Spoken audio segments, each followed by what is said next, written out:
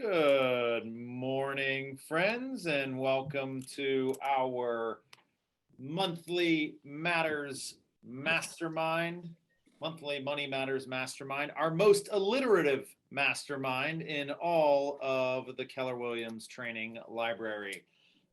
Excited to have all of you with us.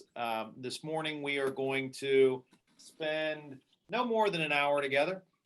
We're going to go over our performance for the month of July, providing everybody on this call and everybody in the company who will watch this at some time in the future a look at our financials, the way that we are performing from top to bottom, lead indicators and lag indicators for the company, our profitability.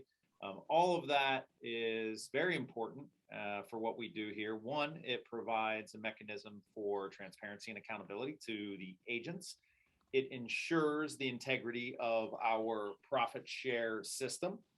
And most importantly, it provides a framework with which anyone can, or a framework that anyone can use to run a bigger and better business, one that would pattern against the way we operate as a brokerage. And I say all that before passing it over to Julia Cumming, who is the master of the balance sheet, and she will be taking us through our performance for July and then answering any questions that anyone has about the company or its finances. Awesome. Thank you, Mike. I am going to share our company's highlight sheet for July. So for those of you who haven't seen this before, this is going to be just a quick overview highlight of some of the key metrics from the month of July and how it compares to July of last year, as well as year to date this year versus the first 7 months of the year last year. So we start with growing the company through our agents. So we added 14 new agents in the month of July, and that brought our total agent count to 444 agents. And appointments, that is appointments held to bring in new people to the company. So there were 35 of those in the month of July. Contracts written, which is one of our leading indicators to future closed business. We had 518 contracts written in July. So that is up from last year, about 13%, and up year to date, 10% over last year's written business. And of those 518, over 50% of agents in our office wrote a contract in the month of July. So that's a really great percentage. And usually we see that anywhere between like 46 and 48%. So to be at 54% is definitely a great metric for the month. And listings taken, which we talk about a lot here, is up a little bit from last July at 279 for July, and still trending upward 8% year over year. We had some lower listing months in the second quarter in 2020 with the pandemic a little, and we saw that rise slowly. So that year over year being up attributes a little bit to that as well. And of that, 95 agents in our office took a listing. Okay. So the financial information, total GCI, which is the gross commission income that we pay out to our agents, is $3,287,785 was received in the month of July. So that's up significantly from, I'm just admitting people as they join. That is up significantly from last July, 31%, and up 21% year to date. So with sales prices rising, therefore commissions are also increased significantly when prices are more expensive. And our company dollar also is continuing to trend upward. The company dollar is the percentage of your commission that is paid to the office if you're in an uncapped status. So we had 295,000 in July. That is up about 13% from last July. And I'm going to speak off the cuff here. Is that the best July in company dollar? Mike? That's a great Harry? question. Yes, No. that is the best Yeah, July. that is, yeah. Yes. The highest July for company dollar and still trending upward 11% year to date. So very excited about that. Having more and more cappers every month, it seems, hitting that goal and metric. And profit share has been continuously growing throughout the year. This year, 127,000 was shared back to our agents in the month of July, which is up. Oh, that should say July there. Sorry about that. Up 20% from last July and still up almost 30% year over year with profit share that goes back to our agents, which if any of you are participating in profit share, you can look at the Kelly app today and find out what your profit share is for the month of July, which closed last month. You receive it on the 21st of the following month. So that information is available. Our partnerships. So we are in a joint venture with a title company, GM Title, and this is a huge month and quarter for GM Title. We received and shared $26,534 in the month of July from the title company's profits. So that that metric is from their quarter two closed business, which was up 87% from their quarter one distribution check that the market center received. So you'll see this number, the 26,000, for the next 2 months as well. So when we receive a disbursement check from the title company, we divide that, since it's for a quarter, into 3, and that same number is shared for the following 3 months. So the quarter two closed production, you'll see reflected in the quarter 3 months. America's Preferred Home Warranties, we had 4,466. I was like, how is that possible? It's not an even number, but that is from our we, separate from the $50 the market center keeps in the agents when they receive $50, we also get a quarterly check from America's Preferred Home Warranty for just being in business with them and hitting certain metrics. So that is why it's not an even number. And Cross Country Mortgage, for those of you who have been on these calls in the past, you're probably used to seeing 7,500 there. We increased our MSA with Cross Country Mortgage to 8,500 starting in July. So that will be the new figure that we receive from Cross Country Mortgage monthly. And the final partnership, Greater Metropolitan Management, that they close their books every month as well and share profit back with the company. So in July, it was 16,171. Bringing the year-to-date total to 86,000 through the first 7 months that we have had with Greater Metropolitan Management this year. And that's up 59% over last year's profit. So they are continuing to grow, continuing to acquire doors, and their leasing agents are super busy. So if you haven't worked with them yet, highly recommend, if you have the opportunity to work with them, to do so. Okay, and the final couple things that are, I guess, lagging indicators on some of the work that you've all been putting in for the past few months are closed units and closed volume, and then average sales price of that closed business. So our units that closed in July, 466 units, and that is, just up 9% from July and trending upwards year to date at 7%. And not total surprise here, the closed volume is way up in comparison to closed units. 48, almost, up 50% from July of last year, with $122 million in closed volume. And sorry, I read that number funny. And still up almost 25% year to date in our closed sales volume, leading our average sale price, this is for the month of July, to $263,000. And I was looking earlier, I think our rolling 7 months in average sales price is like $225,000, which is still significantly higher than what we are typically used to. We usually hover around 200. So does anyone have any questions about any of the metrics or our partnerships? Can you leave that up for a second?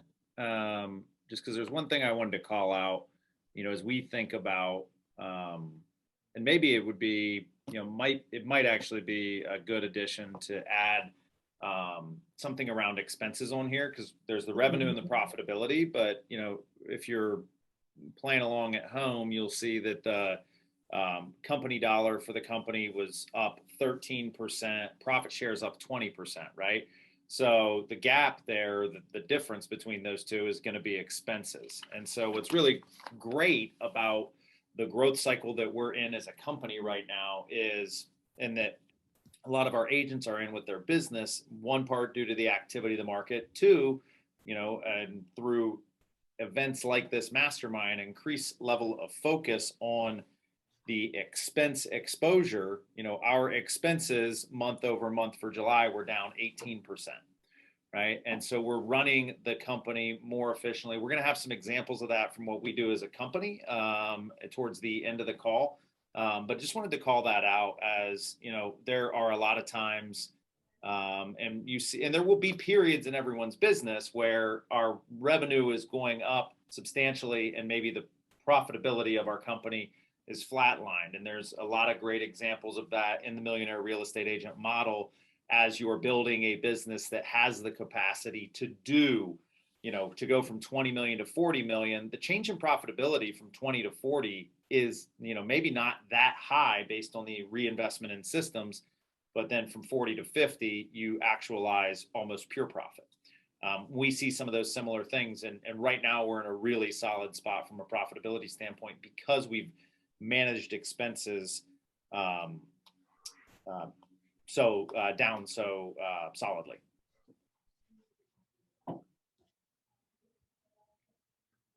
So any questions about that? Sorry, any questions about anything that Julia covered?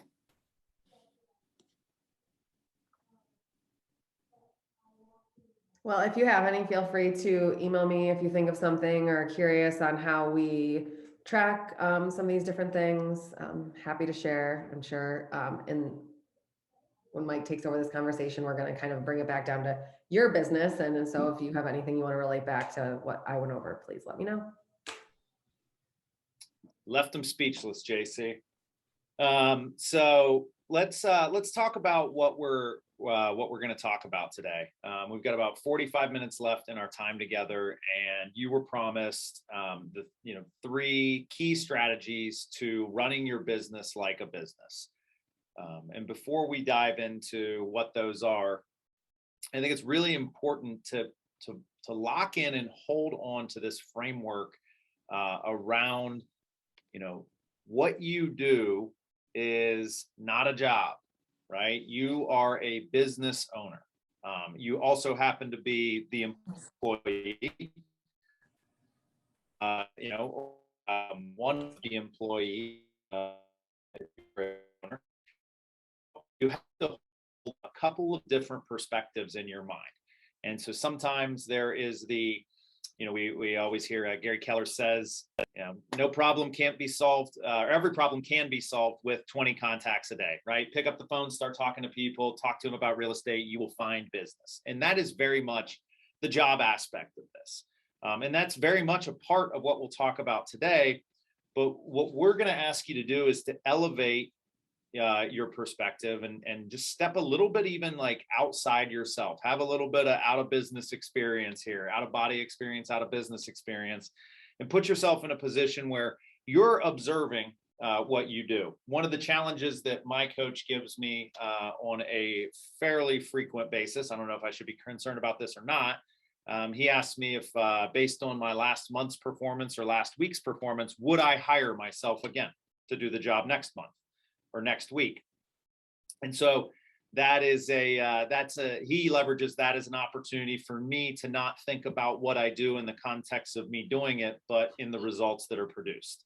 And so as we think about our business like a business, these opportunities or these key indicators or key strategies that we're going to go through, I want you to not take the perspective of rationalizing where you're at or the volume you've done or you haven't done, but try to implement these in the most external way possible. Like you're somebody from the outside looking in, coaching yourself. And so I threw together some slides, as I always find myself doing, that we're gonna throw up, and they're very simple. So we're gonna be flashing between sharing the screen and not here. Maybe if we're lucky, we'll get get to spend a little bit of time at the whiteboard. You know, I know that's everybody's favorite piece of any presentation is the whiteboard time. But so here are the three strategies that we want to talk about today around treating your business like a business. First and foremost is knowing your numbers, right? I have had the fortune, I've been very fortunate to work in probably half a dozen different industries in my life. And whether it's a nonprofit, for-profit, a big company, a small company, a local company, or an international company, you know, understanding the numbers and the language of the business and the numbers related to that is always going to be really important for making key business decisions. And those key business decisions then are around things specifically around investing intentionally, right? And so there's a lot of different investments that we can make as business owners. And we want to be really intentional about doing that because they're going to be driven by our numbers and they should be impacting our numbers, right? These should build on each other. And then the final one for today is to think long-term growth, but to act now. And this is one of the, I believe, the most paramount things that we can do as leaders and business owners. And those things in my book are synonymous, right? Even if you are a sole proprietor, you're an individual agent, you are leading yourself, you are leading your clients, you are leading your community. If you are a team owner or you have any employees, you are a leader of those people and a business owner, and those things are inextricably intertwined. And so your challenge is to create a long-term vision, to think long-term, to think about growth, but then to also act urgently and act in the now. So let's talk about knowing our numbers. The three buckets for knowing our numbers. One, we're going to talk about goals and progress. Two, we're going to talk about expenses and profit. And then two, we're going to talk about lead and lag indicators and what those are. So first things first, who can share either unmute or throw it in the chat box? Who knows what their goal was for 2021?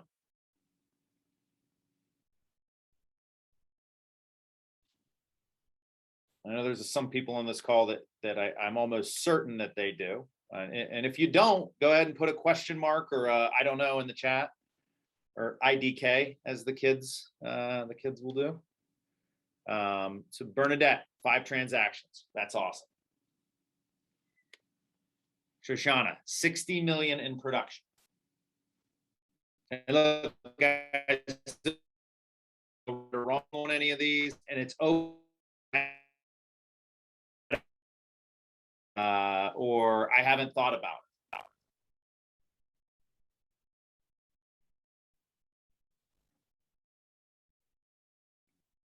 All right, Bernadette and Shoshana, since you're the only ones playing along at the moment. All right, Art Obleton, 11 million in sales volume. All right, so who knows where they stand today? 20 transactions for Heidi. So go ahead and tell me where you're at today. And again, opportunity for honesty here. If you don't know, you're allowed to say that you don't know. No one's going to be judged. Shoshana, 41.5 million in production. Is that closed and pending or just closed? Nicole's at 12 transactions, had a goal of 36. Both closed and pending for Shoshana.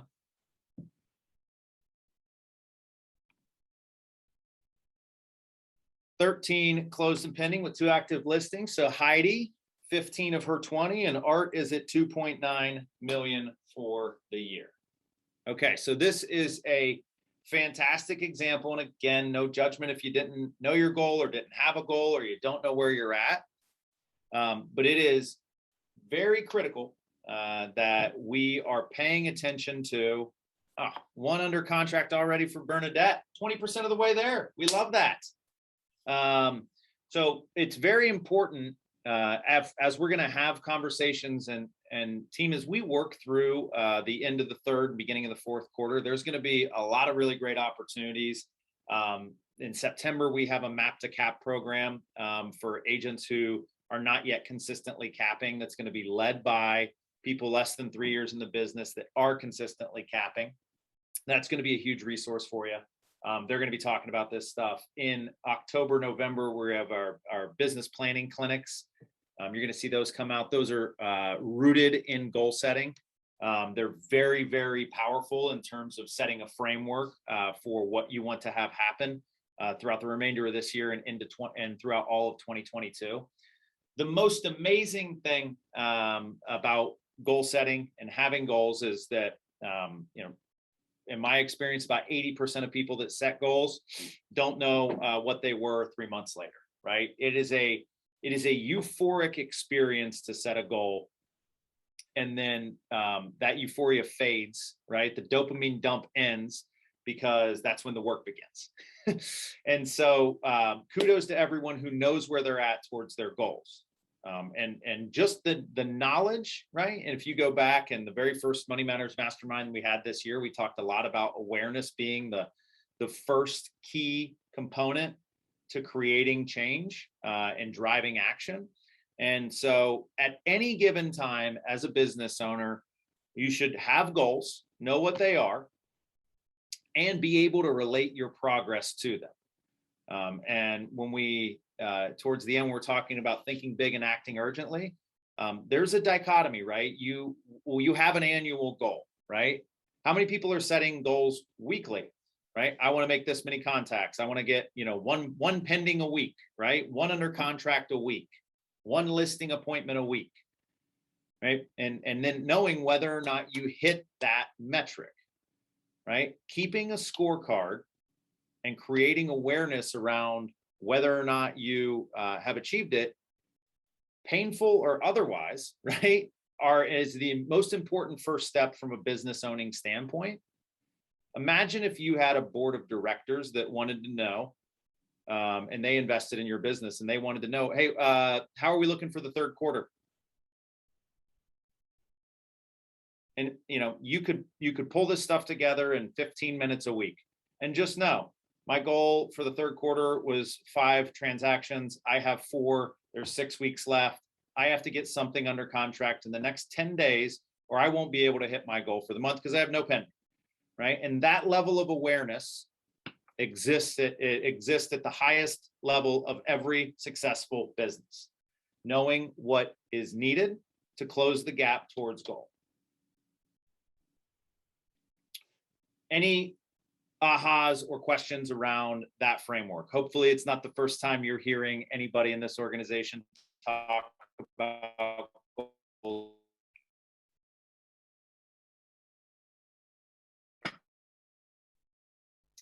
Feel free. Very much a mastermind setting, so don't feel like that you need to raise your hand or type in the chat. You can just react.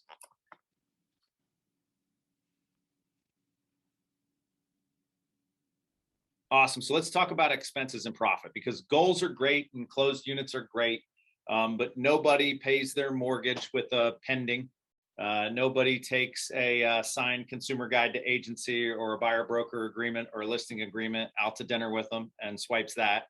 So the money that we make, or the money that we keep rather, is a really important component to this idea of knowing your numbers, right? And we talked a little bit about it in some of the frameworks that Julia shared with us around our revenue as a brokerage and our profitability. And so that expense management and the frameworks around expenses are one of the strongest indicators to profit, right? And I understand you can't keep what you don't earn, right? And that's why revenue is always going to be king. We lead with that.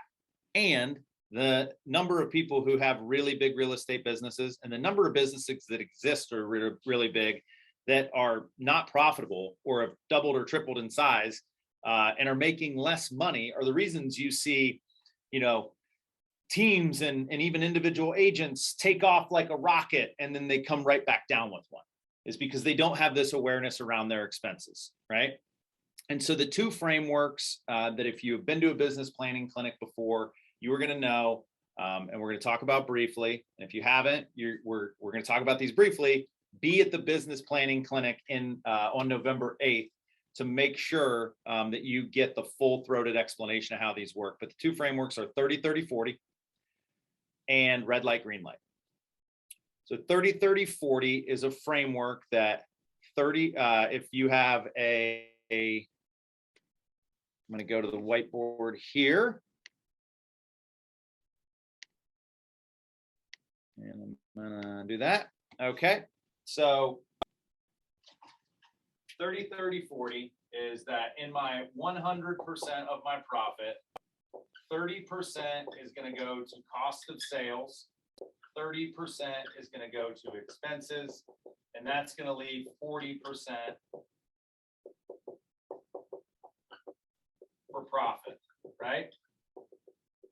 And I'll tell you that in a company like ours, where we have we're a revenue capped model from a company side, so you are a cost of sales capped agent, which means you will never pay more than $21,000 a year in your cost of sales as it relates to your cap, right? In other brokerages and other places in the world, that can be substantially more and will go up as your volume goes up, right? So this expense piece is the one that, and trust me, most of the time that cost of sales for most agents is going to be significantly less than 30%. So now we have maybe some bonus stuff that we throw into expenses. And it's important to remember that if we are running a business based on the models and systems through the Millionaire Real Estate Agent, that we are going to be in a position to net at least 40%, right? So we don't spend our way to only making 40%, but that is the minimum that we want to be approaching this with, right? And so if anyone who knows their expense structure wants to drop it into the chat, let us know where we're at, please do that. If you don't, again, no judgment, but you are spending money on your real estate business. And if you're not, you should be. I probably find more often than not in the early stages, let's say it's first 18 to 24 months of somebody's real estate career, they are not investing or reinvesting in the business aggressively enough to scale for growth. And so like our initial successes come from things that are within arm's reach, or, in a worst case scenario, we get lucky. And then we are not investing in models and systems and technology and people to create future business. So, anything and everything related to a transaction is going to be considered an expense, whether it's photos and staging and client gifts and clips and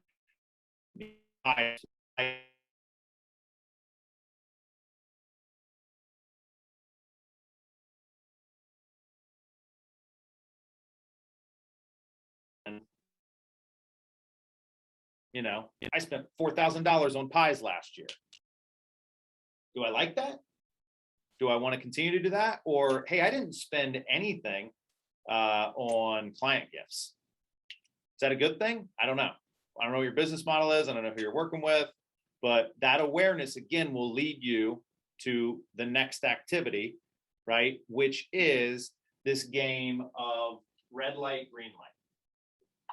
And so when we have expenses and we're able to roll them up and say, this event cost me X.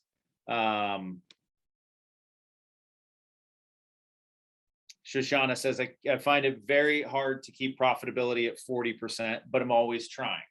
Absolutely. And I think that, Shoshana, from your business, where your business is at right now, I'm just going to quickly throw it up here. If you're watching, the volume of our business is here, and our profit is here, right? And so this is what typically happens with larger businesses, or as we continue to grow our business, right? Is that, and let's say this is profit. This can also be profit percent, right? and get into that 40. Let's just do actually raw profit dollars.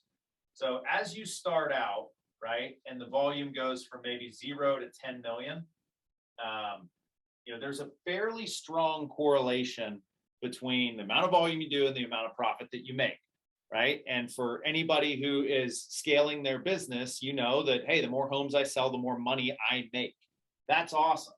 Now, at some point, to continue to grow, we have to make investments, which is the next thing that business owners do. And we're investing in people, systems, technology, tools, training. There's a number of things that we invest in. But to keep the volume moving in this direction, right, we have to make investments, which stunts the growth of the profit. So from 10 to 20 million, right? And these are just made up numbers, guys. So don't feel like, oh, if I sell 19 million, I make no more than I made 10, but it's relatively flat. And it operates like a step function, if anyone remembers that from math analysis in 10th grade, which is that, from 10 to 20 million, the profit is going to be, at $300,000, right? And then, because we're constantly investing and building and building. And then the systems and the products and the people that we're employing that got us to 20 million, well, they can also get us to 30 million, right? And so, and so at 21 million, right? Like we have this jump in profitability to maybe like $450,000, right? And then this step function starts over because I should probably go like that, right? There's the more I sell, along my way to 30 million, but then from 30 to 50, maybe I'm constantly reinvesting.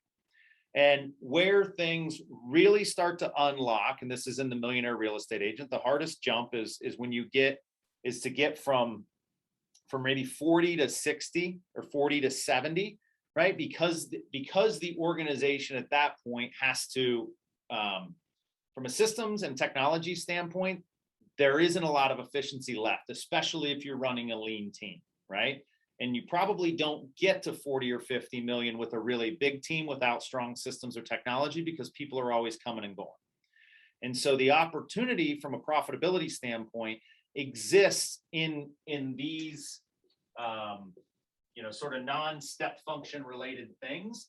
And they scale pretty substantially the bigger the numbers get, right? So there's about $300,000 at GCI for every 10 million in volume, right? But $100 million in volume doesn't make you, it doesn't make you $3 million in profit, right? You're not doing 3 million minus your $21,000 cap.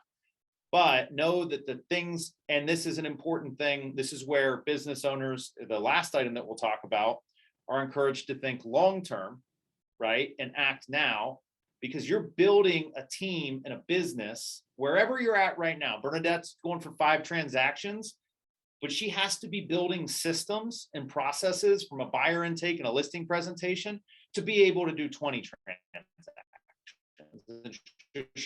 Doing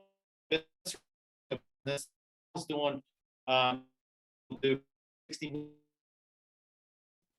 But are we building a business that then has the opportunity to do $100 million in the same way? And it is because of that foresight and that thoughtfulness and that intentionality that that there will always be a struggle around 40%, right? But if you have that number in mind, if it was 30%, you'd probably find 10% more to spend stuff on, or you just feel a lot better about yourself.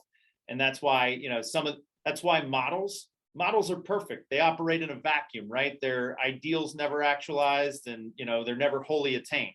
But as long as we're striving towards them, we are building the most efficient and effective systems possible. And this line here in the middle probably like wiggles around, because throughout you're playing this game called red light, green light, which is where you establish a high degree of awareness about where your money's going, whether it's people, systems, technology, tools, training. And you say, what am I getting out of this? Hey, I invest $5,000 a month in Facebook ads. How many deals am I getting out of Facebook ads? That's the simplest possible example, right? Some things become a little bit more obscure. I'm paying $1,000 a month for a coach. What am I getting from the coach? How's it reflected in my business? Which is why we have to know our numbers. That creates a baseline. And then when we change, right? We're going to see change in our business. We might spend $5,000 a month on Facebook ads and end up with the same business. Well, that's not a good investment. We stop it immediately, right? Your business might be here and you spend $1,000 a month on a coach and you're making $5,000 more. That's a green light. Let's do more of that, right? And so understanding the business impact of your expenses is hypercritical to making more good investments down the line. And I'll pop back into the PowerPoint here. Lead and lag indicators and understanding those. Your lead indicators on your business are the things that you see immediately, right? That's, I picked up the phone and dialed 20 times, right? Like, so calls made are a lead indicator.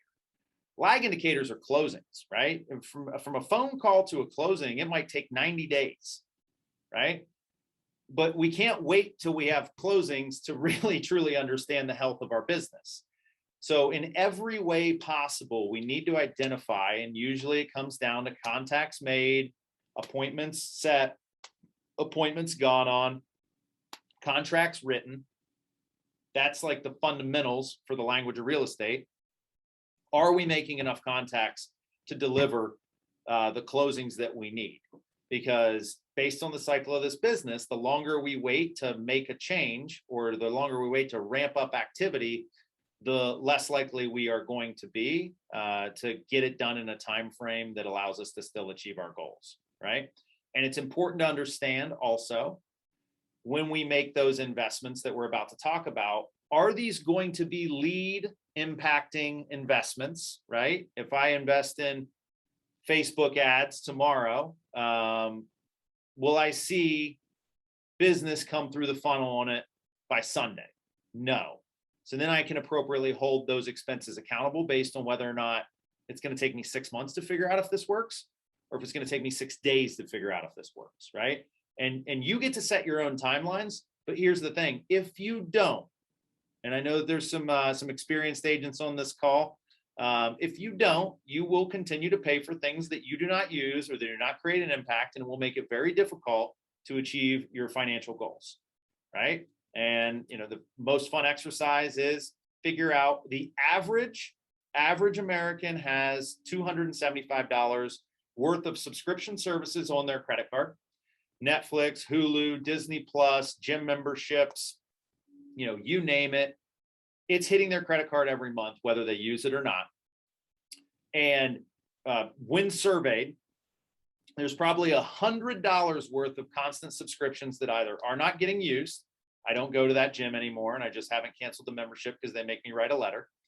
Or for something like oh yeah, I got a Netflix, right? And they don't even know the login or password to get into the account, right? And so it's just throwing money away. Now, there's not anything that substantial in our business, maybe, I hope, right? But there are things that we are paying, if you do what you've always done, you're going to. And so we want to put ourselves into a position where we are creating action. We are creating the change, and that, we look at, whether it's your coach, whether, it's your lead generation tactics or your lead generation investments or your marketing plan or whatever it is. If you're not getting the results you want, start by evaluating things in an incredibly pragmatic and straightforward way. Play red light, green light with it. And then the 500 level course is when you start looking at your time that way. But we won't get into that today.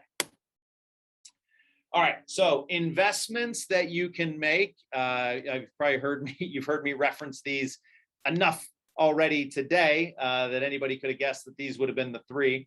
But first and foremost is training and education. Or I guess before we get into that, there's going to be a training coming up throughout September and October based around the 6 personal perspectives. And so I want to seed that in everybody's mind right now, the 6 personal perspectives. These are a part of every single training that Gary Keller has ever put together. And they are incredibly important framework for investing intentionally as a business owner, right? You're investing time and money here. But the 6 personal perspectives, very quickly, are committing to self-mastery, committing to the 80-20 principle, moving from being entrepreneurial to purposeful, and the number 4 is being learning-based or having a learning-based foundation. Number 5 is removing limiting beliefs. And number 6 is being accountable. Commit to self-mastery, commit to the 80-20 principle, which are your big rocks, right? Your most impactful things. Move from entrepreneurial to purposeful, right? Get out of going to point, and start being really purposeful and intentional about the things that you do. Make being learning-based a priority, which means education first. Remove your limiting beliefs, think bigger, and then be accountable, which be aware, know your numbers, do all those great things. So all of those things are a really important component to this investing intentionally, right? And so when you think about training and education, I want you to think about it in 2 ways, right? What is the one, and you can look at this. The first one, I want you to think about monthly, right? Every month, the training calendar comes out every week or every other week, or going to every week. Julia sends out updated information about regional trainings and things that are happening every Monday morning. Danielle sends out an email about all the trainings for the week that we do as a market center, and you have an opportunity to. Everybody should be committing to at least 1 training per week, right? 1 to 2 hours a week. Put yourself in the room. It does a couple things. One, it forces you to stop activities, right? Which you're like, Mike, you just spent all this time talking about lead lag indicators and all these things. Yes, I understand that. But what we have a tendency to do as realtors, because we can work all the time, we do work all the time, and every additional hour of work becomes a less efficient hour. So take a step back, set the phone aside, sit down, pull out a pen and paper, take notes, and just listen. If it's something you've heard 100 times before, I am sure that Shoshana Socher could probably teach 30, 30, 40, and could teach the 6 personal perspectives as well as anybody in this market center, and almost certainly better than me. And yet she's here as an opportunity to learn and to hear things a different way and to reconsider how she's doing things in her business against a slightly tweaked framework than maybe what she's heard before. So commit to that 1 training a week. Be there. If it's in person, show up in person. The second thing for training and education that I want you to consider is once per quarter, right? And if you were at Jeff Glover, he talked about this back in June or July, whenever he was in town, and it stuck out to me. And it's a framework that I'm excited to apply for myself. But he said, look, go to 1 training outside of your ecosystem, right? 1 training outside of Northeast Ohio once per quarter, right? And it could be, I'm going to drive to Pittsburgh and I'm going to go to XYZ training being put on by that region. I'm going to head down to Columbus because there's, the Ohio Association of Realtors is having their convention, and I'm going to pop down there. Or I'm going to go Mastermind. When we lay out business plans in November for all of 2022, we're also going to lay out training and education plans, right? We're going to lay out plans for where am I going and what am I doing to make myself better, right? To focus on being learning based, to focus on that opportunity. Coaching. So that's it for training. 1 a week, at least 1 training a week. Number two is 1 external out of Northeast Ohio training opportunity once per quarter. You'll use that as an opportunity to recharge your batteries. You'll use it as an opportunity to hear things differently outside of your current ecosystem. So take advantage of that. Second thing is coaching. For those of you, I know there's a lot of folks on the call who are currently in productivity coaching, right? You are in it, but are you in it, right? Are you showing up? Are you taking advantage of it? If not, do that. That can be that can't be your 1 hour of training each week because that's your 1 hour of coaching. If you are not currently in coaching, you've graduated from coaching. This is, if you look at the top 25 people in our office that are from a production standpoint, I would say close to 80% of them are actively engaged in some form of coaching. All right. So that is a really compelling stat for me to know that the investments that one can make in coaching specifically are critical. There are two big things that come with that. One, you're having somebody else help stretch your mind and stretch your goals, right? Two, you're having somebody hold you accountable, right? Three, you're getting live feedback on the things that you are doing, right? You have to explain to somebody else what you're doing, why you're doing it, how you're doing it, what the results are. And the level of self-discovery that can take place in that activity or in that 30 to 60 minutes is paramount. But look, do not look at coaching or training or the third component as these are expenses, yes, but as a business owner, right? You look at them as investments, right? And Art, what do we expect every investment to do? Like, we want a return on investment. So if I'm going to put an hour into that training, it's up to me to take something away, right? If I'm going to invest $1,000 a month or $500 a month or $250 a month in coaching, then I've got to get something back for that investment, right? And that's where it ties back into the last one, play red light, green light. And the third thing is, support, right? Which is people and technology. Now, here at Keller Williams, you have one of the most, if not the most robust and most integrated technology platforms going. And you get it all access every month for being a Keller Williams agent. That's awesome. Huge investment. Are you investing the energy and resources from a time standpoint into maximizing that? And the other thing is people, right? People, if we look at them as an investment, there's a ton of great opportunities. Transaction coordinators, virtual assistants, marketing coordination, marketing support. As you look at your business right now, where are you not investing that you could invest that is going to create more revenue, more profit, and more opportunity in your business, right? And, I talk to folks all the time and they say, well, I want to hire somebody to do my social media. And it's like, that's great. Hire somebody to do your social media. How does your social media integrate with your marketing plan? I don't have a marketing plan. Okay. So just, take that however you want, right?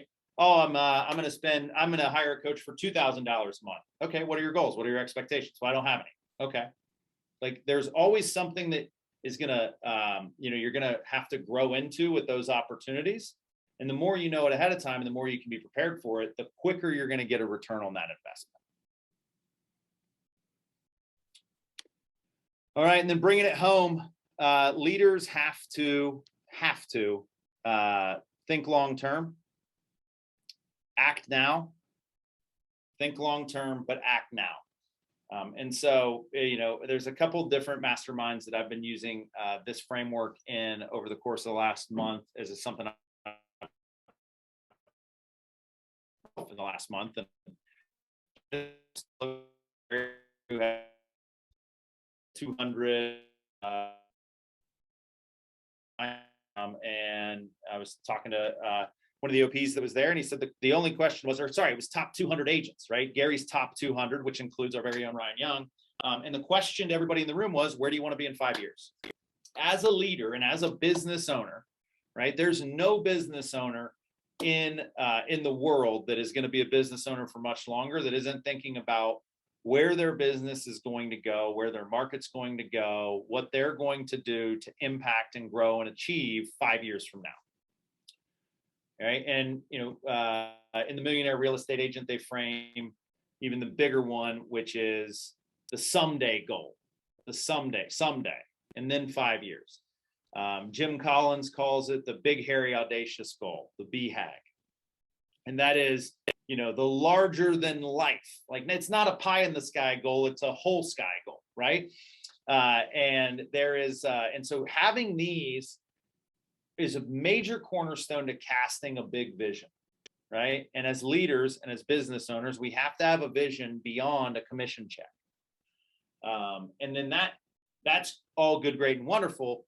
Going back to lead and lag indicators, we have to tie it to things that are happening daily and weekly, right? We cannot wait. The goal cannot just be mountaintop, right? And we don't know. We wake up either every day and it's either we're on the mountaintop or we're not. No, it's what's our elevation every single day, and are we closer to the mountaintop?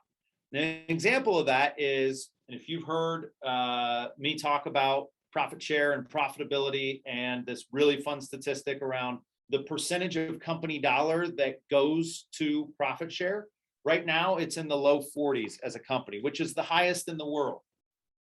And my big, hairy, audacious goal, my someday goal, is that 100% of company dollar earned or paid in by agents to this company goes back out as profit share.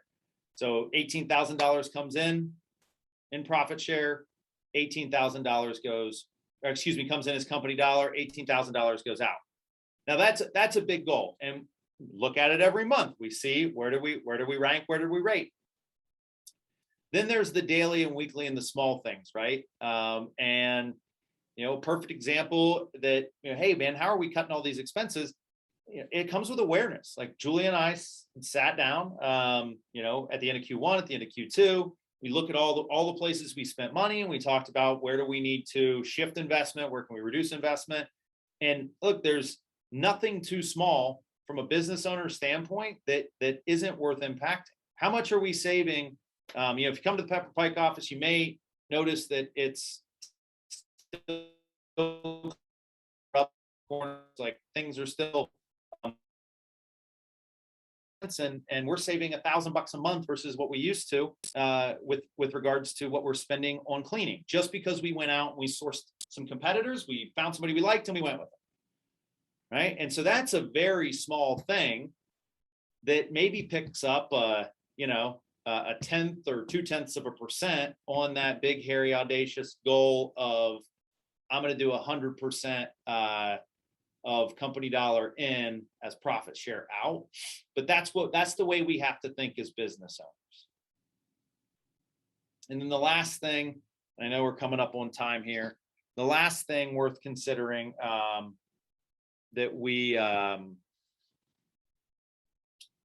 last thing that I want to bring up, and this is something that I forget where I heard it, but I heard it recently, and that is consistency beats competency.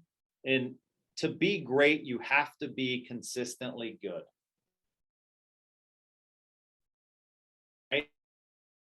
It's in between pie in the sky, 5-year goal. What do I need to do today? Right? What do I need to do today, and how will that impact where I'll be 5 years from now? The biggest and most challenging things that we'll face in our life, the hard part is never doing it. The hard part is doing it every day, right? And so being profitable is something we do every day. Lead generating is something we do every day. Recruiting is something we do every day. Expense management's daily. We don't get to the end of the year in December and say, hey, to hit our profitability goals, you can't turn the lights on this month, right? That's not good business practice. And so our consistency and sticking to a set of, you want to call them rules, you want to call them guidelines, you want to call them principles, you want to call them values, whatever you want, right? But being consistently good will make you great. Being consistently focused on lead indicators will bring the lag indicators. Being consistently focused on top line revenue and expenses will manufacture more profitability. And there's nobody else in our organizations, whether, again, remember, even if it's an organization of one, it's still your business. There's nobody else in there that is going to get up every day and think that way. And so if we won't, then our business won't reflect it. But when we do, we can have whatever we want. Questions, ahas, etc. What do you have for me?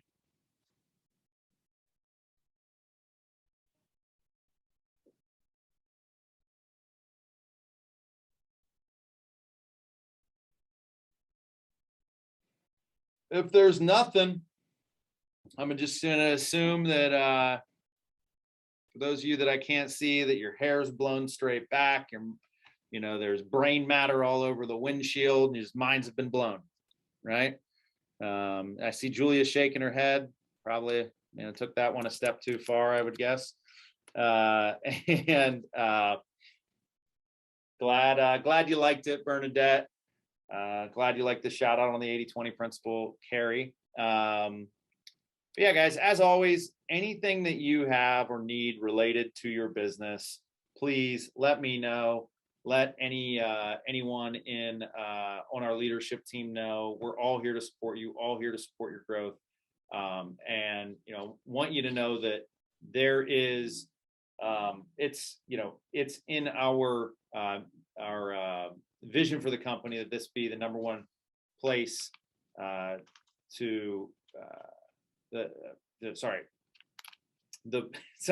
sorry, Julia.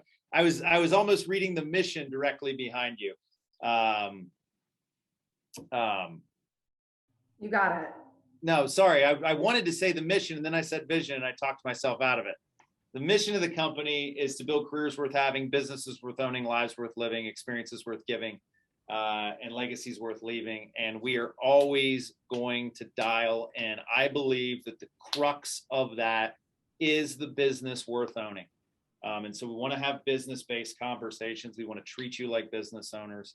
We want to help you build businesses that fund your perfect life. That's the crux. And so I hope today's conversation was helpful. Guys, very important dates for everybody on this call. Every Thursday in September will be the Map to Cap series.